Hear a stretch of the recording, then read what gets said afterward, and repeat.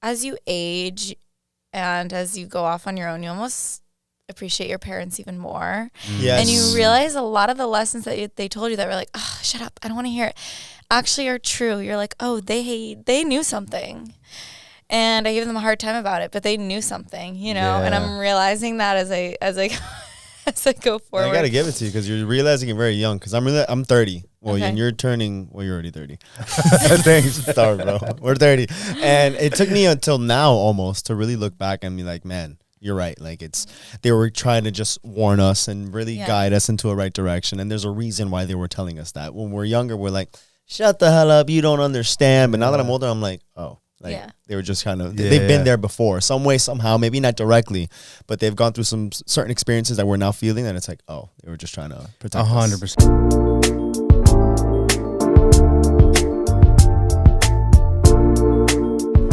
What's up, everybody? What's up, ladies and gentlemen? Welcome back to another episode of The Coffee Breakup. Yes, starring Marvin Schultz and Christian Vera. Thank you so much for tuning in again. Best podcast in the world. That's what they say, I guess. Someone's saying it. Someone out there, Marvin's saying it. My girlfriend's saying it. Patreon. Thank you guys for supporting us. You guys are the best. Spotify and iTunes. Listening to us on the go. Thank you so much for your support. What else we got? The website, thecoffeebreakup.com. Coffeebreakup.com. We're on Twitter. Get some merch. Social media, Instagram, TikTok, Facebook, and Twitter. Yep. And the website. Okay. Anyways. We got a nice guest today. I'm very excited. Talia? Yes. How are you? How do we properly pronounce your name? Is it Talia? So in Miami, it's Talia. Okay, yeah, because we had a girl, we had a former guest, and it's Talia as well, but it's spelled with a TH. So Talia, but I wasn't sure. My up north, Talia. Why Kind of just depends on how you speak. Talia. That's like very How do you white. want to be? So I'm Italian. You can call me Talia. Talia. But Talia. Talia is fine because I'm so Talia. used to it. Talia. I like both. And then the last name is DeLuca. DeLuca. Yeah. I think that's such a dope last name. It's not like a DJ. Yeah. Like a DJ last name. Yeah. DJ DeLuca. DeLuca. My initials are like TJD. So I That's so always joke sick. that if I was a DJ, it would be DJ TJD. There's a lot of friggin' Yeah, letters there. It's pretty cool. But I mean, I've never been a DJ before. What's so the J? Gene. It kind of kills the whole. Talia Jean DeLuca. It kills the whole vibe. Of Nah, that. I don't think so. No. You can be DJ Jean DeLuca. Dude, you could have a lot of ways of figuring it out. I just want 10% royalty of everything. All If you right, go with done. it, if you go with it. Done. Mention here first. Yeah, you heard it here first. How are you? Thank you for making it Yeah, on this thank you for beautiful having me. morning. I guess you've met Chris in person. Because you're not from here. You moved to Miami, Mm-hmm. and then I guess you met her at your bank. Yeah, so I saw her. She had come to Miami. She was your bank. expanding on her fitness journey, Yeah. and she wanted to open up. She opened up her own LLC. Okay. So I was fortunate enough to have met her, and I opened her account as I was training. So as she was kind of opening up and expanding her stuff, I was there getting like my own knowledge and my own expertise. Like, You probably fucked up your whole bank account. no, I think I did a good. Does it still work? It works great. Is it still You did a open? great job. Yeah, fuck you. Okay. So no, I had saw her, and then I just told her outside. I'm like, something about her. I'm like, oh, she seems like an influencer, like a fitness person. Mm-hmm. Lo and behold, I searched your name, and I'm like, yeah, 100,000 followers. Fitness influencer. Yeah. That's when I sent it to you. And I'm like, well, I think that she'd be a good guest, especially that you just came from. You had told me like the New England area. Yeah. So I'm like, oh, she had just come in. She's in fitness. I mean, it felt the demographic of kind of what we were trying to promote, which is like healthy lifestyle, overall health, mental health. And I'm like, oh, I think she'd be great. So that's kind of how that transition came into play. Yeah. That's awesome. It's crazy how you meet some people at work, and then we've had a couple of people. Yeah, I know, but I hope they don't hear this because then they're gonna be like, "This motherfucker double dipping." They're recruiting. I'm recruiting when I'm there. If we have to cut it out, we will. No, fuck, okay. So just before anything else, how come you decided to move to Miami? Because you said Rhode Island Yeah. to Miami, it's a It's pretty big. stark difference. Yeah, No? what's your background? Let's start there. All right, so let's start there. I grew up in Rhode Island. Kind of lived like, very basic childhood upbringing, Went to college in Boston. Graduated in 2021. Where in Boston? I went to Boston College. Okay. Oh, that's so cool. Yeah, studied political science there. I thought I was maybe going to go to law school, maybe go to grad school. COVID happened last 2 years of my college experience, and I was like, I don't want to jump into anything post-grad. I don't want to, I have student loans to pay off. I don't want to pay off more loans by going to grad school. Sure. I don't want to climb the corporate ladder just yet. it's not really speaking to any of my passions. There's, no job I can think of right now that really I was passionate about. So I was like, you know what? I'm going to move to Miami. I had already been a trainer for 3 years. I got certified my sophomore year of college. So I was training outside of the gym at my university and some online clients here and there. I was kind of starting to dabble into social media my last few years of college. And I was like, you know what? I'm going to move to Miami and be a trainer. That's so cool. Just temporarily. I was like, Mom and Dad, this is temporary. Don't worry. Because they're like, we want you to go to grad school and, go be a lawyer and you know how it goes. Yeah. So I thought it was going to be temporary. And then I moved down here and I actually started at Anatomy, which is like a boutique, bougie gym. Which one? In Midtown? In Midtown. Oh my God, it's so cool. It's right next to, you've seen it, right? Where is it by? It's right next to Lagniappe. Oh, it is? Yeah. It's right Yeah. there. You walk by, it's like very Oh, high end. I have seen it. You must have. Yeah. I've seen it. So I was a trainer there for probably about a year. And then I had to get knee surgery, was going to be out of work. So I just quit and I was like, I'm going to do this on my own. So I started my LLC and started training clients outside and social media, just grinding on content. And then eventually I built up a huge clientele.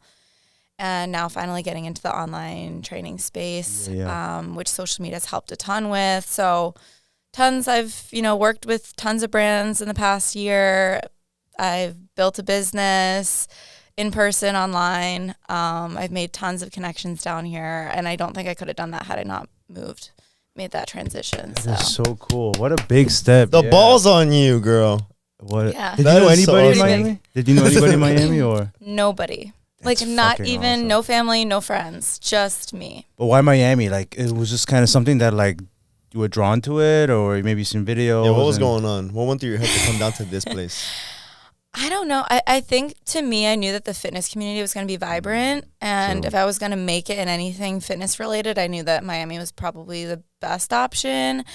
I was also thinking LA at one point, but LA is a little bit more fragmented. The community isn't as tight knit, I feel like. So I really lucked out.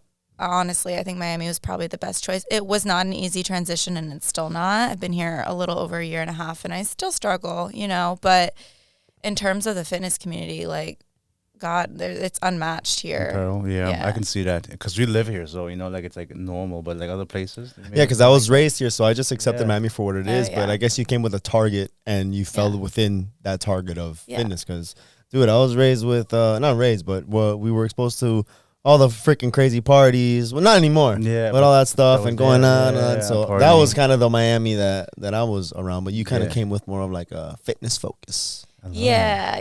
I mean, we all have our party eras, but I feel like in Miami, usually the people who grew up here, that happens very early on, like almost in high school, and then you're kind of over it.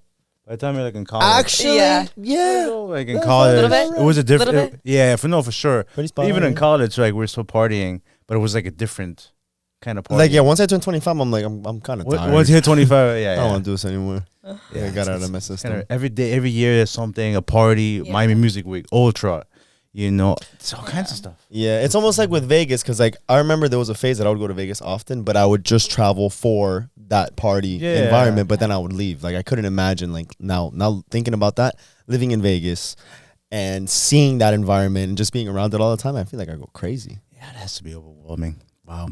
Do you have like a good group of friends that you've made some good friends here in Miami, like a good support system over the year and a half that you've been here? Yeah. It definitely took me a bit of time, not going to lie. But I don't have like a group of friends. I have fragmented friends, which is kind of how I've always been. But I'm honestly such a homebody. I'm such an introvert. So like, I'm one of those people, like I could have, 5 friends and kind of be good and maybe see them once every few weeks and just be good, But, I have like my core group of girls. But I mean, speaking of relationships, I basically 3 months into moving here got in a relationship. So that kind of halted my ability to make tons of girlfriends because that was my priority. So now I'm kind of getting more into that space. But that happens with a lot of us. We kind of just start a relationship and then that's our main focus. Especially coming to a place an environment that you don't know anybody. Right. Yeah. And that's your number one support system. And you're just like, okay, I'm going to latch onto this, you know? So I'm really grateful for the girlfriends I have. The ones I do have are amazing. And what about like life in Rhode Island? What's been like the biggest change from where you were, especially in Boston, I guess, when you were also in college, to this environment down here? I would say the value systems are very different. Up north, I don't even know how to explain it properly. Here, and maybe this is stereotyping, but everything is very flashy. People are very fixated on money, looks, exterior things. Up north, there's kind of this like silent wealth that exists, but people are focused more so on education, social issues, just things like that. Things that are actually matter. Yeah. So, yeah, and I'm a very opinionated person, and so it's been very hard for me down here. Politically, socially, I'm like, I have to bite my tongue a lot. So that, I mean, I was a poli-sci major. Oh, I was just gonna ask you because yeah, you guys would get along. I great. wanted this guy goes in. I love politics and I'm very passionate about it. I was born and raised in Germany. I came here. It's different social structures, different political beliefs and economical values and stuff like that. So for you who's in that field, you know, political science, and then you were living up north, which is probably a lot more liberal and progressive, and then you come into Florida, Miami. Yeah. How was that? How was that transition? Very on a political hard. level. Very hard. I mean, like I said, because you kind of have to balance too as a professional. You kind of have to balance, okay, I have these value systems and I don't want to stray from them, but at the same time I have a business to run. Yeah. And it's just me. You know, I'm self-employed. I can't necessarily scare people away with my politics, you know? That is true. So, especially in the industry, because she's in fitness where you kind of want to treat everybody equally to help them. Yeah. You know, you don't want to only train Democrats instead of you hate Republicans.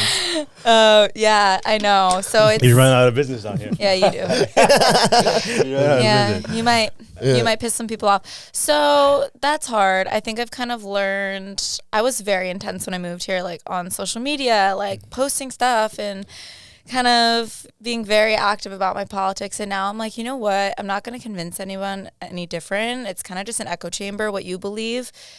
The people that agree with you, they already agree with you. The people that don't agree with you, you're not going to change their mind. So why stress it? The only thing you can do is like vote, raise awareness, and donate and get your friends to vote. And that's about it. And that's, I think, your responsibility as a human being. But beyond that, you're going to waste a lot of energy.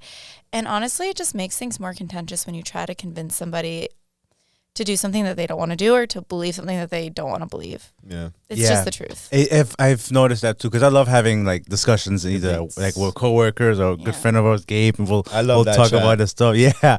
But there's some people who are like so dead on set on their beliefs that it's like, there's nothing I could say that would ever make you change your mind. And then that kind of takes away some of that passion that you want. Because like what I can't tell you anything. But if you come in with an open mind, like I want to learn, why is your side feeling this way? Yeah. Well, now that's different. Now we can have a discussion. Sense of empathy. Exactly. Yeah. Like you're like that too. Like you have your beliefs and your values, but you're also open to listening to others. I encourage it. Yeah. What does this mean? Yeah, I want to feel like an idiot. Like make me feel like my opinion is stupid. Like so to throw everything out there. Yeah, absolutely. But most people aren't like that. Like most people get really attached to their opinions, and there's always ego attached to it. So it's like when you're having an argument with that kind of person, you really just got to drop it. It's just a lose-lose. Dr. Hastie's the one that said it, that he says when a lot of people, they get into the different opinions and they get into a discussion, like a debate, they almost feel like they're trying to steal your opinion away. So it's almost like you get that ego of like, well, no, you're trying to change my mind rather than just trying to educate me. Yeah. So if we approach it with more of an open-minded, I want to learn,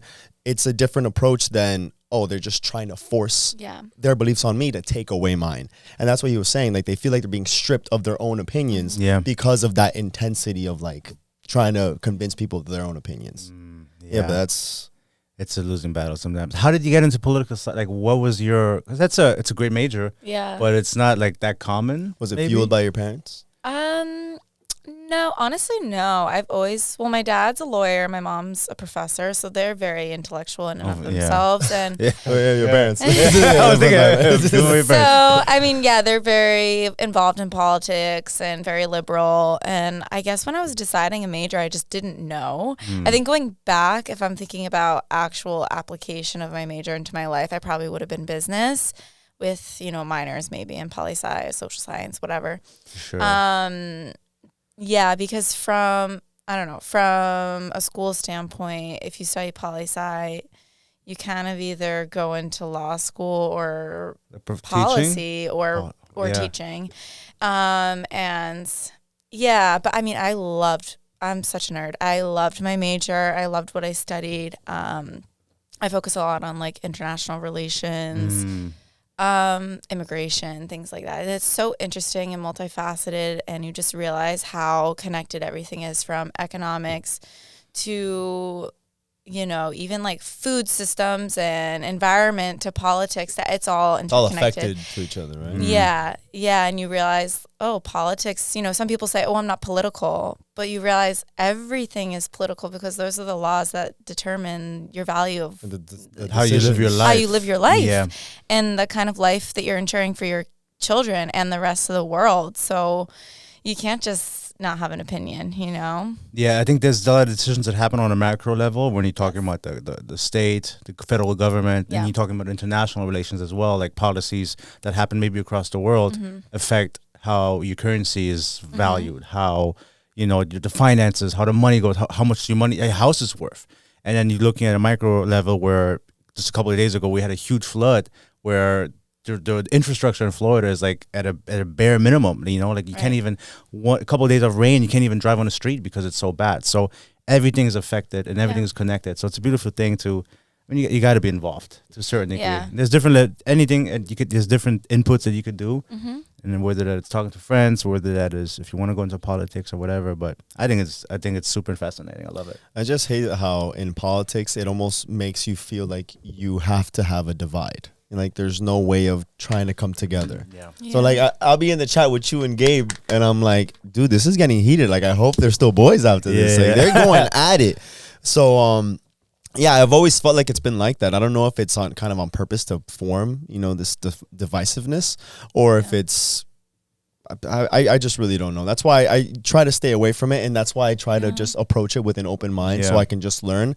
Because if I get too caught up into it, I almost like I see the debates and I'm like, man, I do not want to be a part of this. That's why I don't say anything. I'm like, let me just avoid that. Because it almost feels like same thing. Like they get so emotionally attached to it. Yeah, it's not even about the topic anymore. It's now just about proving your point. Yeah. And I feel like that's where the problem is. It can never be approached with something like, oh, okay, that's good. Let's try to implement that. No, but what about this? It's like, we're not talking about that. Like, let's talk about the solution. Yeah, like sometimes I want to know, like, okay, what if you were in a position of power, what would you do? What would your approach? And then based on your views, on your policies, on your implementations, and now we can say, well, okay, would this actually work or would this not work? So I have a couple of friends that I can have discussions with, and I cherish those relationships. Larry's one of them. We have different, it's actually my neighbor. He's a really good friend of mine. We have different views on politics, on social economic issues, but we can always have a healthy and a mature relationship and have a discussion too. So it makes it really, really good. But I don't know if it's always been this divisive or if I'm just more involved in it. Because you're more aware of it now that you're in because I'm obviously I'm not in it, but I care about it. I read about it. I watch news and stuff like that. So has it always been this way? I don't know, because 10, 15 years ago I didn't know. I didn't care. Yeah. So that's a good question. I don't know if it was like this. I think like just our government setup, it's kind of, we have a bipartisan government, so Democrat, Republican, majorly. So if you think about it that way, it's kind of set up to already be polarized. Right. That's kind of where I find it difficult. If you look at governments like multi-party systems, there's not that, or like a parliament where it's not winner take all, because in the States it's winner take all. Like if you win 51% of the vote, 49% doesn't matter what they want, you're done. It's the policy of the 51% now. Whereas in multi-party systems with parliament and president, the other party still has a say. There's multiple parties working together. So there's less of that. This is actually something we talked about like in one of my classes in college, just like, why is the U.S. so polarized? And it's partially because our our system is set up that way, partially because I think COVID and social media just kind of completely made everything more visible to us, and people's opinions are just now more visible. And whereas before you'd meet someone off the street and kind of just meet them as a human being, now you're looking at their social media page, looking at their politics, looking at what they're posting about this issue, what they're not posting about this issue, and then you're already forming an opinion about them. So it's just the visibility, and then also I think just the structure of government we have. Yeah, how it is set up here is very like it's you're either right or you're either wrong, and it's like that's not really how the world works. So if you look going at different countries, for example, like I feel like it's just a little bit more of a compassionate and understanding and accepting different views. And here it's the very like almost radical versus is a very, very on the left, very, very on the right. But I feel like most people would agree that the center is really where you can find common ground. But I feel like that's not really the world that we live in right now. At least certainly not in this country. So it could be frustrating. Yeah, it's frustrating. I think, yeah, I mean, when you run a political campaign, you kind of have to run the radical sides. That's just how it goes. But then when you think about it, when policy is actually implemented, it's actually pretty centrist for the most part. Yeah. It's just for the visual stuff, the campaigns and, this and that. The clicks and the news. People grab onto those like social issues, like the big ones, like abortion, taxes, guns, immigration. Like, yeah, but then when you break it down into the more, mundane stuff, it's actually pretty centrist. It's just politics, man. I could talk about this all day. No, I love it. Do you feel like maybe there's a future down the line where you are more involved in politics? I know obviously you're doing the training, you're doing the fitness. Yeah. That's something that you love. It sounds like one of your passions. Really. Yeah, maybe on this. You never know. Yeah, you could be that fitness lawyer. Oh, God. Yeah. You heard that before? I have too many bikini photos out there. So it doesn't matter. Yeah, maybe that can be your thing. Yeah. Oh, God, maybe. Yeah, I mean, I don't see myself involving myself in politics, but I definitely see myself starting maybe like an NGO related to like social justice and fitness, some kind of intersection between the two. I have some ideas, but I need to be financially fully stable in a position, before yeah. I do something like that. And you are, forgive me, 24? 23. 23. When's your birthday? June 7th. Oh, you okay? Wow, I have an entire life ahead of you. Thanks. I think you'll be fine for sure. I hope so. So now you're doing. Did you have the knee surgery? Because you were saying you had to have knee surgery. Yeah. Then you quit the gym. Yep. When did you have knee surgery? So I had. Back in years ago, 2015, I had ACL reconstruction. That's what kind of like started my lifting journey because I could no longer play sports. But I was so young at the time that they placed, they used my hamstring as like the ACL graft, and then they placed actual buttons and nails into my knee to hold the graft in. And then as I aged and my growth plates moved, some of the hardware like shifted and was pushing actually into the skin of my kneecap. So that's what I had the surgery in last February. And it ended up being a little bit more intrusive of a surgery than they had first imagined. Yeah. So the recovery was, probably about 6 months. Jesus. Okay. And I was down here completely alone, completely financially independent, and I'm like, yeah, this, working at a corporate gym, getting paid $35 an hour, it's not going to work for me. So I was like, gotta figure something else out. So, Jesus. It is so. Did you ever feel like, or maybe your parents were like, just come back home? Or do you feel like maybe? Good question. Yeah, right. Do you feel like, man, was this the right decision? I fucked up. I never felt like that. Never. No. Did your parents ever make you feel like that? If I was ever struggling, they would welcome me back, but I just don't think it would be good for me because I feel like when you put yourself in that comfort zone, you don't grow. I agree. I feel like I like to put myself in situations where I have no other choice but to figure it out. Yeah. And that's the only way I've been able to grow as an individual, financially, with my business. So I was like, I'll figure this out. And I did. You just have to trust yourself. Yeah. And I think that's where life kind of becomes exciting because when you go through the motion and everything is the same, everything is comfortable, that's not where you grow. But in those moments where you have no other choice, you know, this is, swimmer, like sink or swim, that's when really life starts to begin and becomes like, this is really what I can do, So that's exciting. Yeah. And I also think, how was it with your parents at first when you told them that you didn't want to, it was temporary, stuff like that, but then they saw that this wasn't becoming temporary. Yeah. And then this happened. Was there any, pushback? Yeah, like what happened there? How did your parents react to that? When I first told them, I think they had a hard time that I wasn't gonna, go to law school, or at least for now. They had a hard time because, BC is not a cheap school. Like, Yeah. Okay. They put a lot of money for me to go there, but at the same time, I think they realized after a year that the money wasn't wasted, because the things that you learn in college, it's beyond the education. It's how you carry yourself. It's how you communicate. It's like defining. It's how you deal with interpersonal relations. And had I not gone to a school like that, I wouldn't have the work ethic I do. I wouldn't be able to speak to people how I speak. And all those things translate to how successful your business is. So I think they realized that over time. But at first, it was like I felt guilty. I was like, oh my God, my parents invested $100,000 into my education, and here I am not even using my degree. But I think that that's a very short-sighted idea of what a college degree is.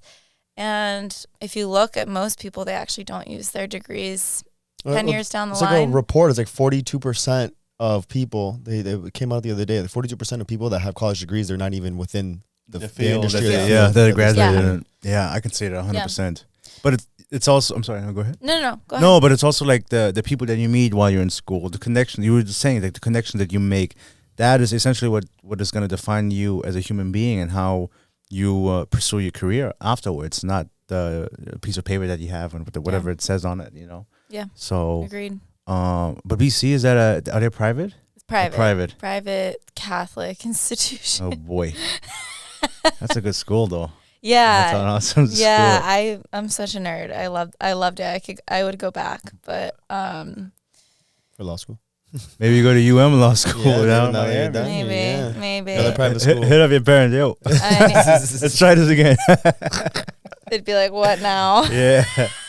Are you guys close in terms of the relationship you guys have? You living in a different state, do they come down here? You guys talk on a regular basis, or how's that?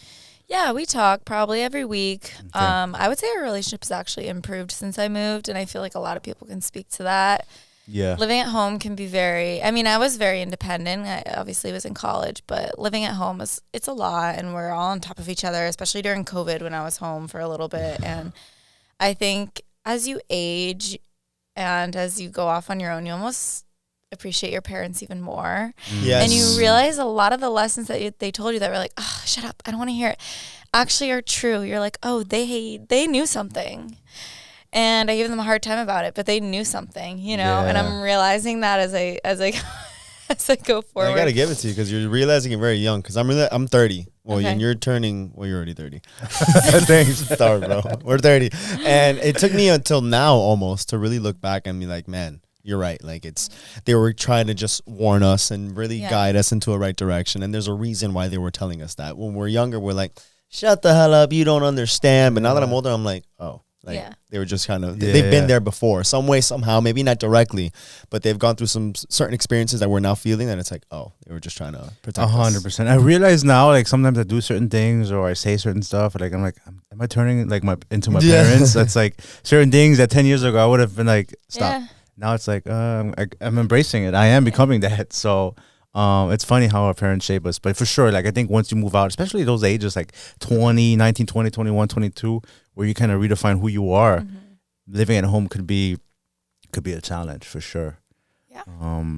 But yeah. Yeah. One thing that I kind of wanted to touch up on also is you were talking about how when you went to college that you didn't feel like it was like a wasted investment because it still defined you and what you learned and the connections and stuff like that. But I also think because you were an athlete as well, to a certain point, you know what it's like to have that slow grind and knowing what the work that needs to be put in that's transitioned into what you're doing now, which is the fitness, which we've seen that you're kicking ass in the gym. Like, you don't work out like Mickey Mouse. You're not there taking all your little selfies. Like, you're there to grind. Yeah. Right? So what's that like? Because I think before we got in here, we were talking about most women, they feel almost afraid to work out because they're going to be too bulky. But is that even true? Yeah, so...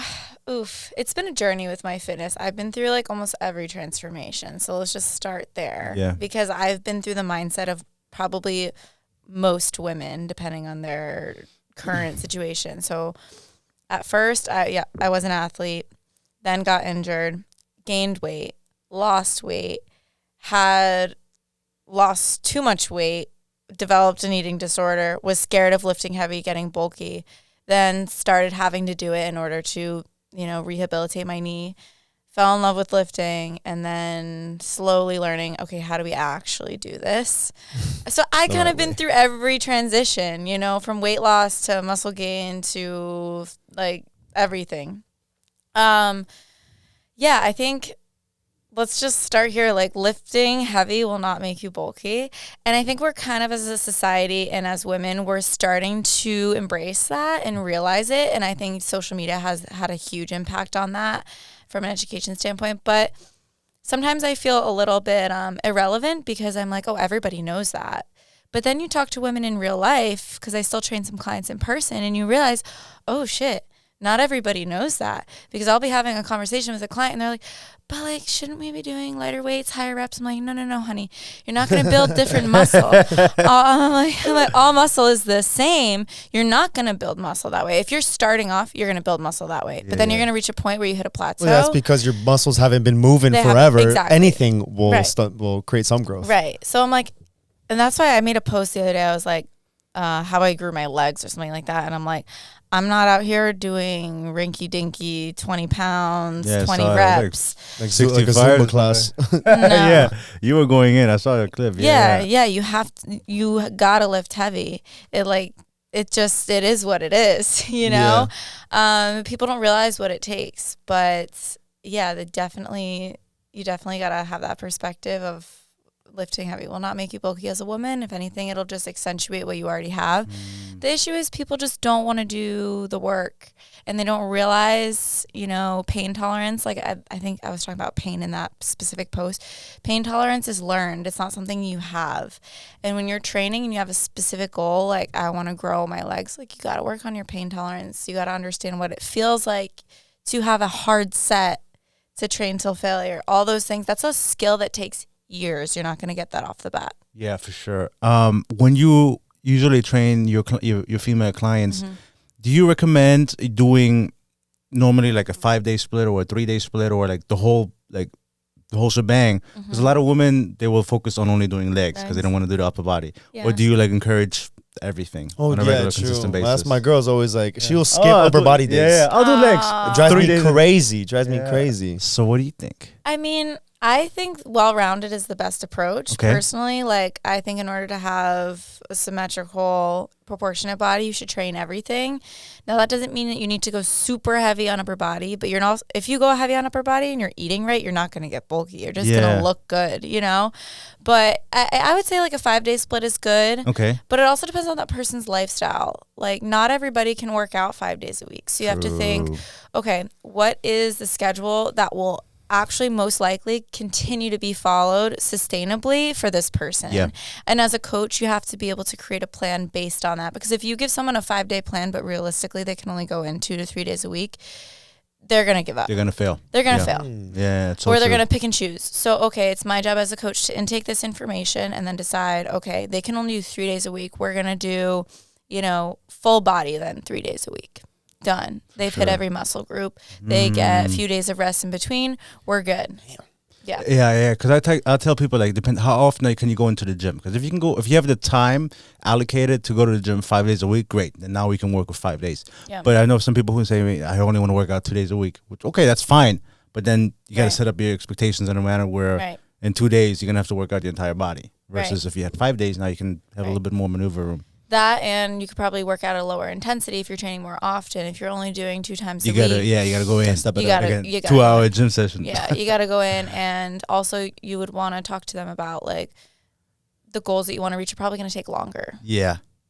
But those are all those are all variables that can work. If you can only train twice a week, okay, you're going to train fucking hard, number one. And number 2, don't expect your goals to come fast. It's just going to take longer. But yeah, that's the last thing I want to do is scare people away by being like, you'll never reach your goals if you don't hit this 5-day split and do this, this, and this. Because that's not true. Yeah. Little steps go a long way, but yeah, it can be intimidating, because like we go like a regular, almost daily, but then there's some people who they haven't worked out or they don't really know, and then you tell them 5 days. 5 days is a lot. Yeah, I'm understanding the impact now that actual like coaches have, because almost like what you said, we know how to exercise, and well, now we go to CrossFit, so I don't know how to do half the shit. You guys go to CrossFit? You better not fucking say something. What the fucking No, square I up. don't judge. I don't judge. I'm just curious. It's the way that you said it. So it's well, if you ask the owners, they're not gonna say. Oh no, yeah, no, not a CrossFit. It's more of a hybrid. They do powerlifting. They do CrossFit. They do a lot of cardio. Okay. So I started going like 6 months ago because he's been going for almost a year now at this point. Yeah, over a year. Yeah. And so he's like go, and I'm like, okay, like I'll go, and it's in Doral.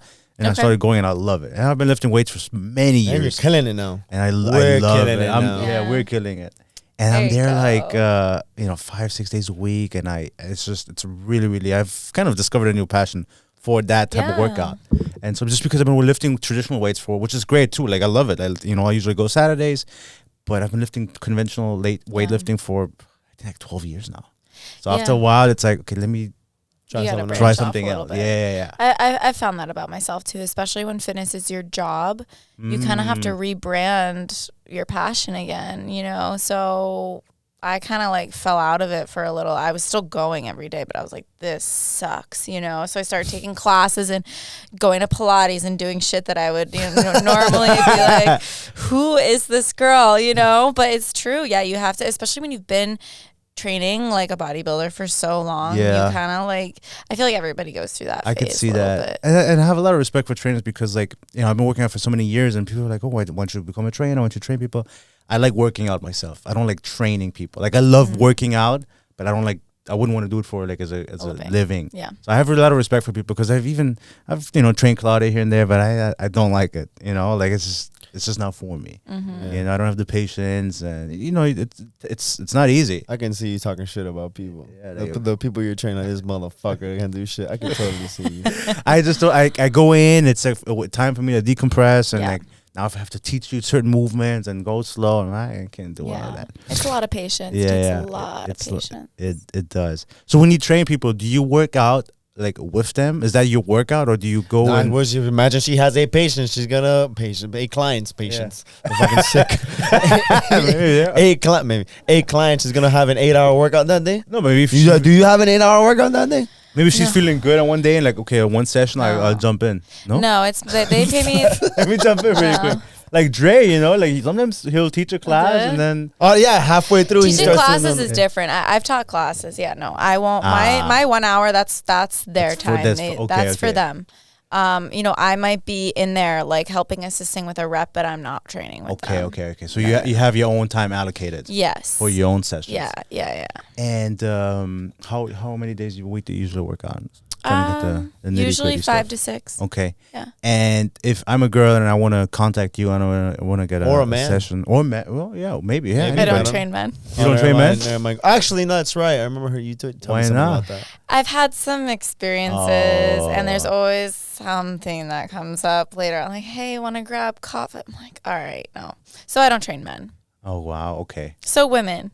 Well, wait, maybe a woman will be like, hey, you want to grab some coffee? And then that's fine. All right. So like a woman comes up to you, hey, like I want to do one-on-one. Mm-hmm. Can you tell us a little bit about your rates? Is it a package? Sure. Yeah. How does that work? What's the process? Take us to the process. Sure. Yeah. Well, so right now I should probably mention I'm kind of transitioning from in-person training to online coaching. Good for you. So I'm not really taking any more in-person clients right now. Unless the price is right, maybe, no? Unless the price is right, celebrity maybe. trainer. So, Brad Pitt. that's... No, Jennifer Aniston. Maybe. Brad Pitt, you make an exception.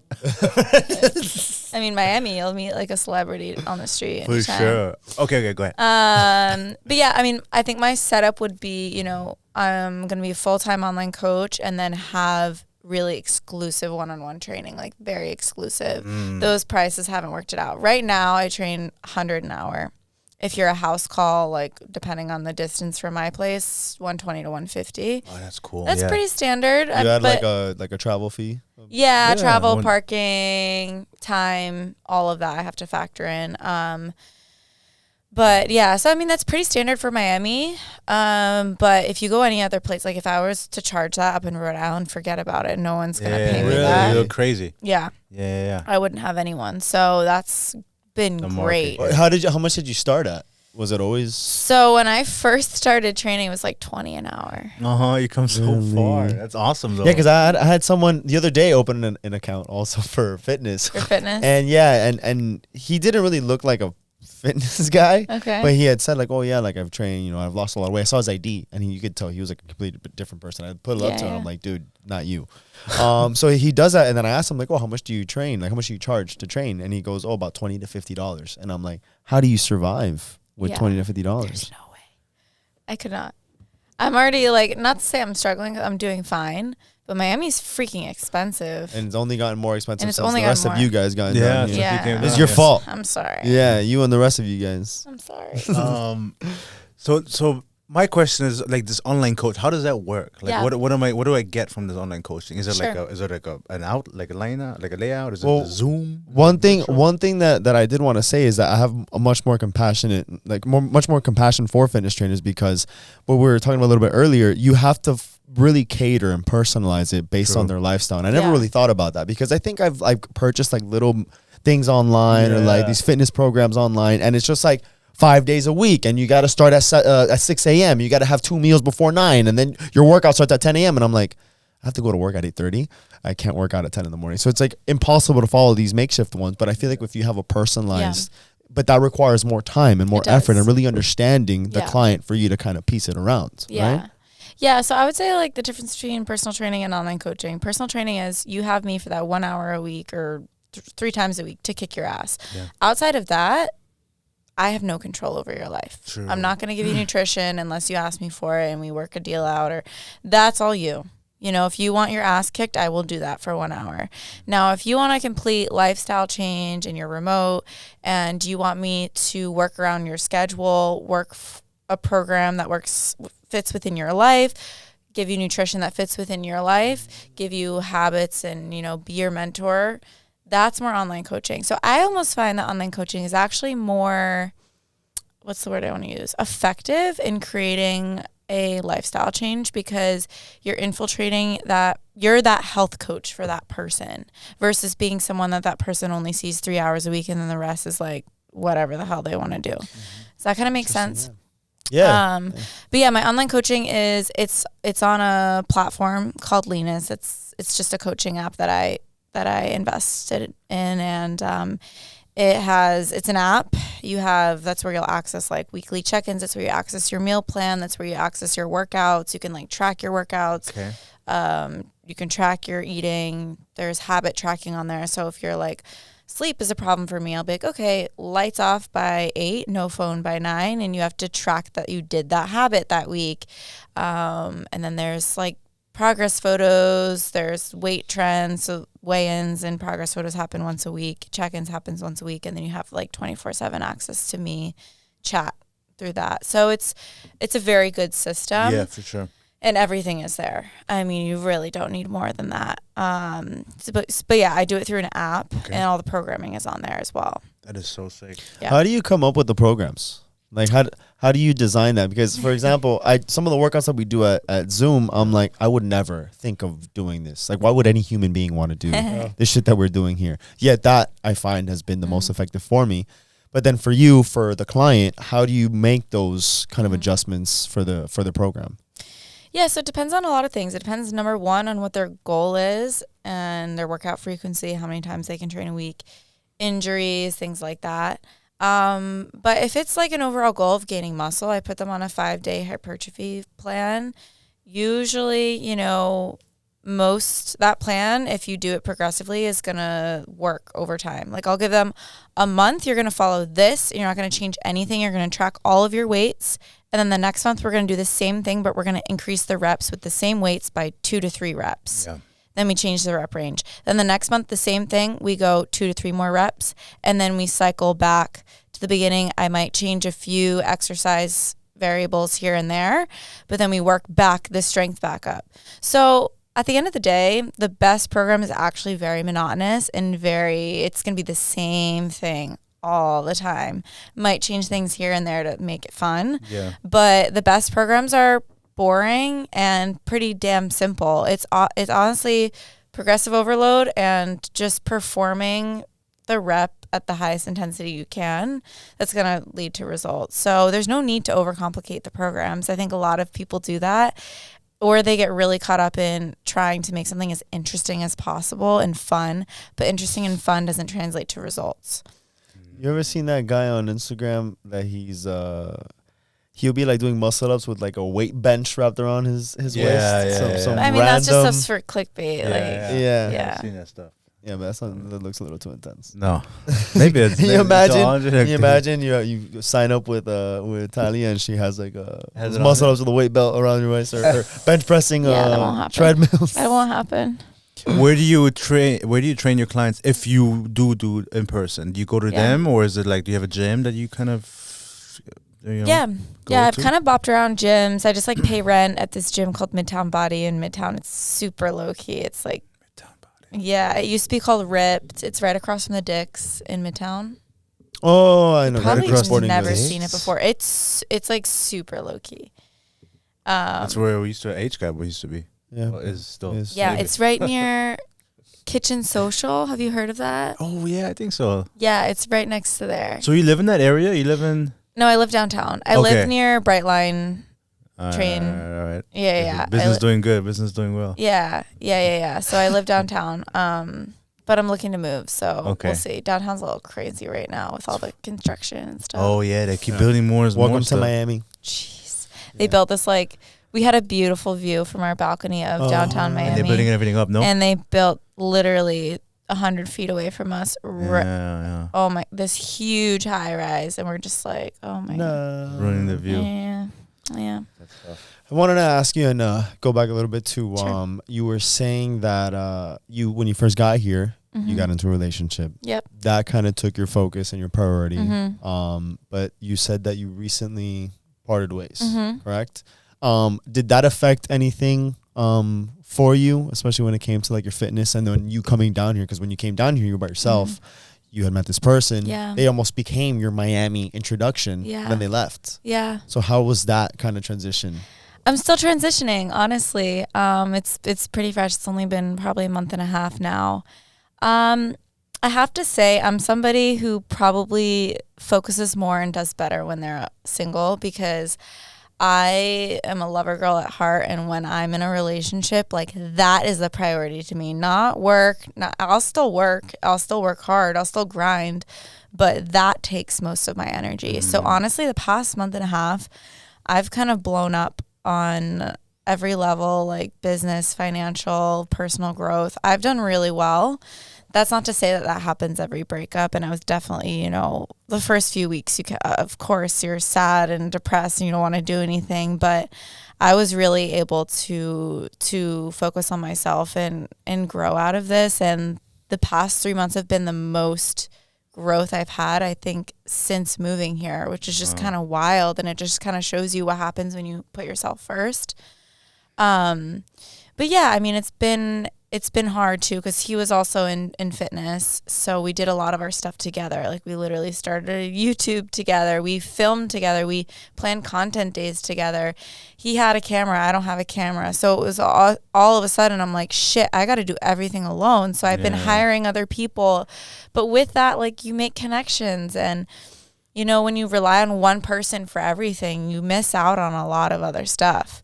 So yeah, there were some hurdles. Obviously it's change and you're attached to somebody. So you have to somehow figure out how to do life alone again, which is really hard, especially in a new city. Yeah, exactly. Why I asked. And we worked together when I first moved here. So like, that was there, from the jump, literally from the jump. So it's just hard, but I think I'm better for it, and I think you just grow so much when you have to figure. It sucks, it's growing pains.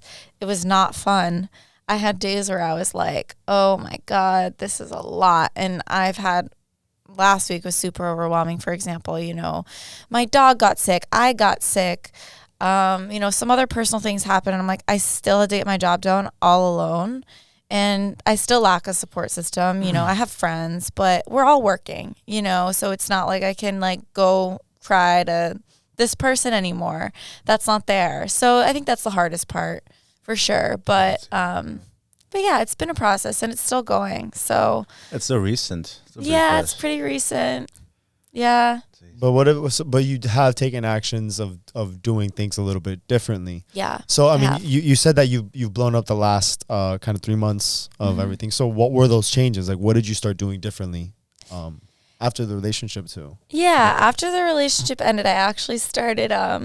This was a coincidence. It wasn't like, oh, we broke up, I'm gonna get super like ripped now. I started a cut. Literally, yeah, I started the glow up phase. Yeah. I started a cut, and I had originally told my nutrition coach, like, I don't think I could do this. You know, me and my boyfriend broke up. I'm just like, I can't even eat right now. And he's like, no. He was like, we're going to start. So we started, and that honestly changed everything for me. I went from dreading going to the gym, feeling super inflamed and just gross and pale and just kind of this shell version of myself. I dropped like 15 pounds in the matter of 6 weeks. Most of it just inflammation and probably stress and just, I don't even know. Your body holding on, trying to survive, and completely changed my body composition. And that at the same time as I was doing that, I was launching my online coaching. So all of a sudden I have this transformation and I'm launching online coaching. And then all of a sudden I launch it and it just becomes this, it just blows up because it's like everything in once just oh my God, how amazing. Yeah. So, and then on top of that, like I feel so good in my skin. I look good. My mood is better. I'm like excited to go to the gym because I like looking at myself in the mirror when I'm training. And my business is booming because of it. So it was just like this. It's crazy that one little thing. I was thinking the same thing. That one little thing, boom. Like completely redirected your life. Completely. In a couple weeks. That's beautiful. In a few weeks. Yeah. That's beautiful. That's and trust in the process too, because you could have continued, you know, crying or being like, hey, I don't want to deal with this anymore. Sad. Hell, you could have even gone back to your parents. Yeah. I mean, you literally came down here. I was thinking about it.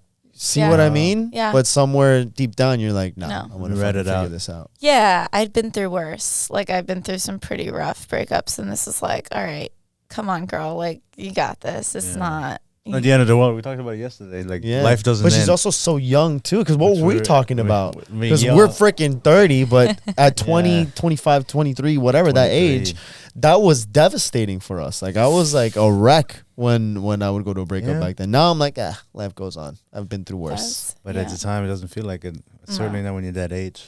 Yeah. I mean, don't get me wrong. For like a few weeks, I was like, this is crazy, you know, but you learn that it's attachment, you know, you learn that it's just, I got used to somebody. I got used to an idea of the future I had with somebody.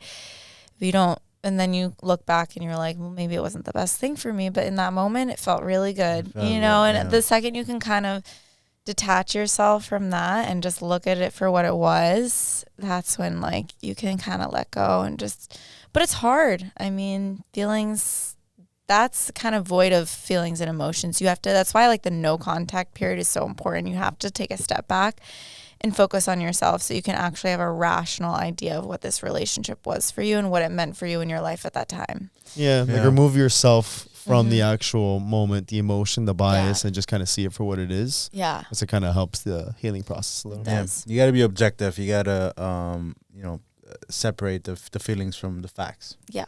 And that is tough, especially when you're in it. It's easy to talk about it, playing from the outside, but being in it is devastating. So what do you think is next for you? I was going to say that. What's next? I think right now is just continuing to work on my craft and build my online business. Eventually, I think after this summer, I'm probably going to halt in-person training. A lot of my in-person clients leave for the summer anyway, so it's kind of this like natural transition out of that. So, I really hope to have like 100 online clients and then at some point probably hire assistant coaches and build somewhat kind of an empire. And then after that, like I don't want to stop at coaching. I want to build a community. Like that's my goal. Yeah. is to build a community of strong women. And then after that, maybe I can, once I'm financially stable and a bit more remote with my work and have a bit more passive income, I can start looking at things like starting an NGO or some kind of organization related to women in fitness. So that's my like 5-year plan.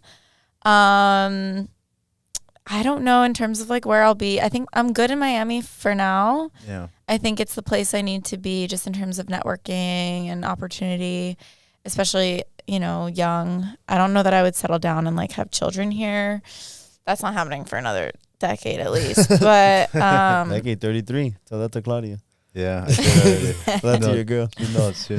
Yeah. So, I mean, time flies. So I'm saying that now, and then I'll blink, and then I'll be like, all right. Yeah. Here we are. 6 months, we go on Instagram. maybe. Oh, I hope not. No, I think everything happens for a reason, but I'm excited for your journey. Thank you. So I'm thinking, maybe Miami is not gonna be like you forever. That's what you need right now. It's almost like your old relationship, or every relationship. Yeah. It's kind of what you need right now at the moment, but eventually it's probably redirection into catapult. Maybe you're gonna go back to New England. It's beautiful up there, no? Yeah, it's a great place to raise kids. The school systems are great. Quality of life, healthcare. Yeah, well, maybe you can just revamp a whole new fitness world over there. You know, maybe. Also, if you're doing it online, you can be anywhere. So that's the goal. I kind of want to live in a different country. Okay. I think you said you're Italians. Maybe Italy. Or what else you got on your mind? I actually lived in Spain for a few months in college. That's cool. What part of Spain? Madrid. Nice. Really? Yeah. No, we love Barcelona. Barcelona was too touristy for me. So was Madrid. Madrid is not touristy. Not really. It's a little less than Barcelona. A little less, probably, because not as much party. I think Barcelona has more tourism, more things to do. Yeah. Madrid has more things to see. Yeah. I would say. I love the culture, the history. Yeah, the history. The history. Also. Yeah, the history is really cool in Europe. Like, there's just so much. No, Barcelona is where it's at. I was gonna say something. You're gonna say where you would be? Germany, maybe. You have to go back. You wouldn't go back to Germany to live? No. Why not? I'm gonna visit. That's awesome. I mean, your birthday's coming up in a couple months. You have the rest of your life ahead of you. I know. We're talking like we're like 60, 80 years old. Life comes at you fast. It does. Yeah, I feel like a 60. My lower back feels like a 60. I woke up this morning. I'm like, God damn. Yeah, dude. It ain't the same anymore. You start to notice the little things. For me, it was like, I can't have a glass of wine without being hungover in the morning. And I'm just like, is this 23? Wait, what? Get out of here. 23. Swear to God. Wait, you don't get a hangover? No. If I have one glass of wine, I'm done the next morning. No, I need 24, 48-hour recovery period. No, but it's one glass. 30, like, dude. how ridiculous is that? I'm like, okay, yeah, I feel this. It gets worse. But it's just, not fun. All right. Anything else you want to You were going to say something. I had one thing. Yeah, I was going to talk about like the DJing, because maybe I could see you DJing. Like, maybe I see you DJing Europe. We started with that and we finished with that. DJ TJD. No, I had one question, and then we can Luke. slowly wrapping up. Because you said you're very like obviously opinionated. Yeah. You have your strong beliefs. I can feel like that, and you went to political science. Somebody's making a coffee there. And now, how does that affect your relationships, like your romantic relationships? Do you care? Because we have a friend, Gabe, I'm like, who is very intellectual, very smart, but he's very like on the right. Yeah. And have you come across maybe on your dating life where you just become especially single here in Miami? A lot of the guys are more conservative on the right. Yeah. Would you care, and how would you kind of go about that? It's so funny because I'm on one dating app right now. Right. I'm on Riot, and it's Riot. What? The little caption is like, it's like, if you're a Republican, don't match with me. That's what it says? That's what it says. Here's the thing. I mean, for not wanting to be political of like her business and stuff, literally, like that's what it says. Because here's the thing, but it does matter, because your value systems, and that was one thing in my past relationship, we disagreed on a lot of things. And at the end of the day, that's going to infiltrate how you want to raise kids. That's going to infiltrate decisions like, what's the power dynamic in the relationship? Who's cooking and cleaning? What are the gender roles? What does that look like? And those things do matter. And your political views are often, they often affect your views on other things. They do. It trickles down. It trickles down into the emotional stuff. It does. And yeah, to me, like, you don't have to be as, liberal or outspoken as me, but there are some things that are just non-negotiables. Like, you should care about greater issues. If I sit you down and I say, what do you care about? Like, what issues do you care about? And you can't say anything. You just care about making money and living comfortably, then we're not gonna mesh. We're not gonna see eye to eye. We're not gonna see eye to eye. If you sit me down and you tell me, that you're used to women being housewives, again, nothing wrong with that. For me, that's just not how I want my man to view women. And then that's gonna trickle down to how he treats me. Mm-hmm. And then if I can't cook and clean for him, then that's not a good relationship, because I can't serve his love languages. Okay. If that's his love language is acts of service, whatever, but it's gendered in that sense. So, okay, that's another thing, so there, and then, your value systems, like how you want to raise your children. Yeah. Religion is a big one. So there's a lot of stuff that comes up, and I think at the end of the day, it's not even politics, it's value systems. Values, and beliefs, and fundamental core values. Yes, but those things do affect politics. Yeah. I mean, I think that value systems and morals and all those things are like base level, and then from there you decide what your politics are, what your social views are, what this opinion is, what this opinion is. So at the end of the day, it's not even about politics, is about value systems. I love that, and I love that you're aware of it. So what is it in your past? You said something about your past relationship. You guys didn't see eye to eye. Yeah. Can you comfortably say what some of those things were? Yeah, we grew up with different backgrounds, I think, and we didn't see eye to eye on certain things like religion, and certain things like gendered stuff. Gender roles and expectations, and I didn't, I might have to cut this out, but it's fine. I didn't like some of the podcasts you listen to, like Andrew Tate, and like some of we really disagreed on that stuff. Like the red pill. Yeah, and I was just like, and it was going down that path, and I was like, you know what, this is not, and I'm not used to that either, because I'm like that's the Miami boy, so I'm not used to that, but Interesting. Yeah, so it was certain things like that I was like, and even things like money. Money isn't everything to me. It's very important, but to me money can't take place over a relationship, but that is also a value system thing. That's like what, your parents teach you. Yeah.